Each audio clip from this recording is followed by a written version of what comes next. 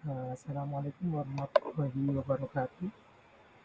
Perkenalkan nama saya Pramana Laksono dari Universitas Muhammadiyah Purworejo, dari PGSD semester 4 kelas A.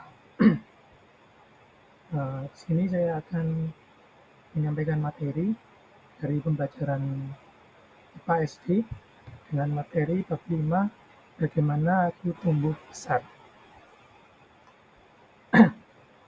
Kita tidak selamanya menjadi anak-anak.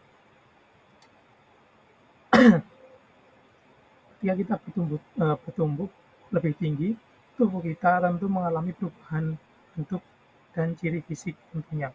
Pertumbuhan ini dipengaruhi oleh banyak faktor.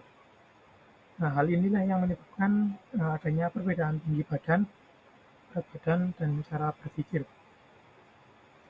Nah, setiap orang tumbuh besar dengan cara yang sama.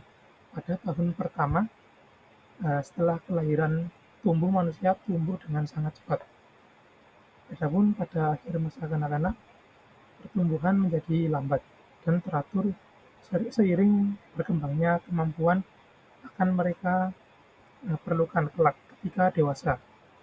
Di awal masa remaja, pertumbuhan akan kembali cepat, namun pada saat dewasa, pertumbuhan berhenti baik pada laki-laki maupun perempuan. Bayangan yang dilengkapi dibalikan kembali oleh otak sehingga kita bisa melihat. Kemudian kita bisa lihat di sini terdapat siklus pertumbuhan pada manusia yang diawali dengan embrio, kemudian janin, dan juga bayi. Setiap manusia memiliki kehidupan dari sebuah telur yang sangat kecil, lebih kecil daripada kepala peniti. Kemudian telur berangsur-angsur akan berkembang menjadi bayi di dalam rahim. Dalam rahim itu janin memperoleh nutrisi melalui tali pusar dan juga mengalami perkembangan. Gambar berikut ini memberikan informasi yang mengenai pertumbuhan janin di rahim. Kita bisa lihat dari embrio, kemudian janin, dan juga pada akhirnya menjadi bayi. Selanjutnya yaitu siklus selanjutnya masuk ke masa balita 0 sampai 5 tahun. Masa balita merupakan awal pertumbuhan dan perkembangan manusia setelah dilahirkan oleh ibu. Perkembangan fisik pada balita sangat pesat, seperti tengkurap, merangkak, berjalan, kemudian berlari. Perkembangan komunikasi terjadi seperti tertawa, berteriak, mengucap satu kata, dan berbicara. Sehingga dari perkembangan seperti memegang mainan, bertepuk tangan, belajar minum, dan makan sendiri. Kemudian siklus selanjutnya memasuki masa anak-anak 6 sampai 10 tahun.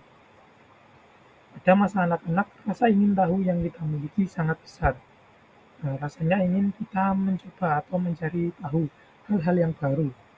Tubuh kita pun menjadi lebih besar. Begitu pula dengan otak kita.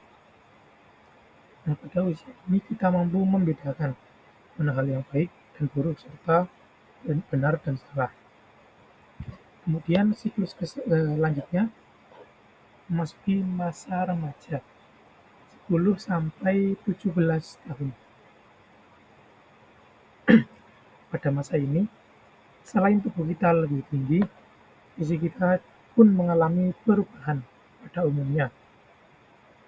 Perempuan mengalami perubahan ini pada umur 11 sampai 14 tahun, sedangkan laki-laki pada usia 12 sampai 15 tahun. Beberapa bagian tubuh kita akan tumbuh menjadi lebih besar. Anak perempuan berkembang menjadi wanita dan anak laki-laki berubah menjadi pria. Hal ini tentu juga mempengaruhi cara berpikir dan bertingkah laku. Masa-masa ini disebut masa remaja atau pubertas.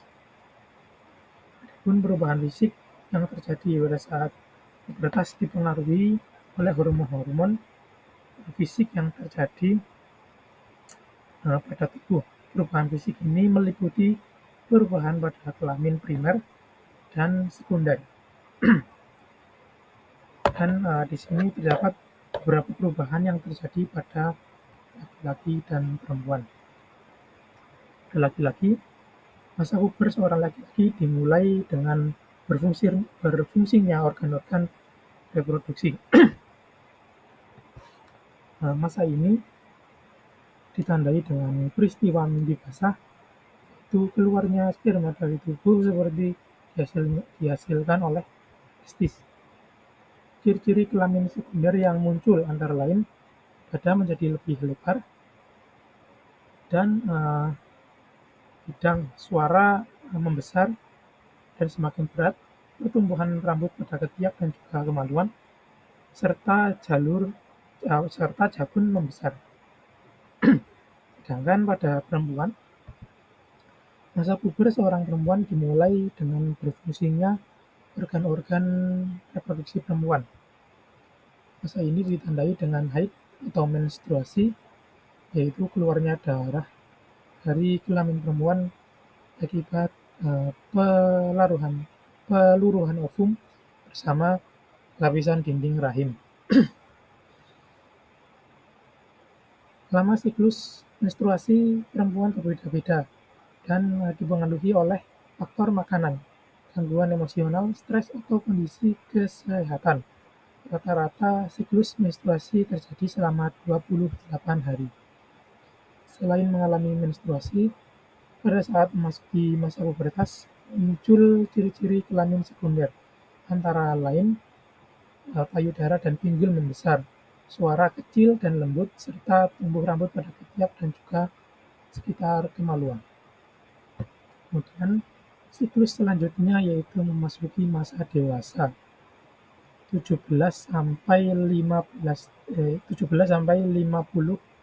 tahun. Pada masa dewasa ini biasanya cara berpikir kita semakin matang. Kita mulai mampu berpikir rasional, mampu bertindak dengan bijak.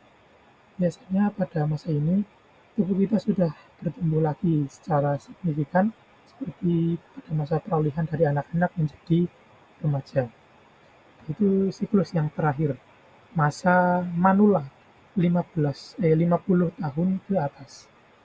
Pada usia ini terjadi penurunan fungsi organ-organ tubuh, misalnya berkurangnya pendengaran, gerakan pun menjadi lambat karena persediaan kaku, dan tulang kropos atau osteoporosis.